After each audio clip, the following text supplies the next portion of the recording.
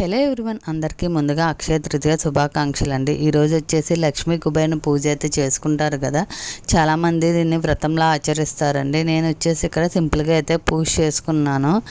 నేను అక్షయ తృతీయకి ఎప్పుడు బంగారం వెండి అయితే కొనలేదండి. సో అందుకని ఇయర్ కూడా అయితే నేను ఏమీ కొనలేదు. అమ్మవారికి అయితే పూజ చేసుకుని పానకం నైవేద్యం కింద అయితే పెట్టానండి. అక్షయ తృతీయ రోజున మనం ఏం చేసినా కూడా అక్షయంగా పెరుగుద్దంటండి. అంటే మనం ఏదైనా దాన ధర్మాలు చేస్తే అవన్నీ కూడా మంచిది, మన అందరికీ కూడా మంచి జరుగుద్దంటండి. అలా పేద బ్రాహ్మణునికి గొడుగు కానీ, లేని వారికి చెప్పులు, అలాగే మంచినీళ్ళు, మజ్జిగ ఇలాంటివన్నీ ఇస్తే చాలా మంచిది అంటండి. లాస్ట్ ఇయర్ ఇదే అక్షయ తృతీయ రోజునైతే మాకు కార్ డెలివరీ వచ్చిందండి. ఇంట్లో పూజ చేసుకుని మేమైతే కార్ డెలివరీ తీసుకోవడానికి అయితే వెళ్ళామండి. సో నాకైతే చాలా హ్యాపీ అనిపించింది. నియర్లీ 1 year అయిపోయిందండి అక్షయ తృతీయ ప్రకారం అయితేను.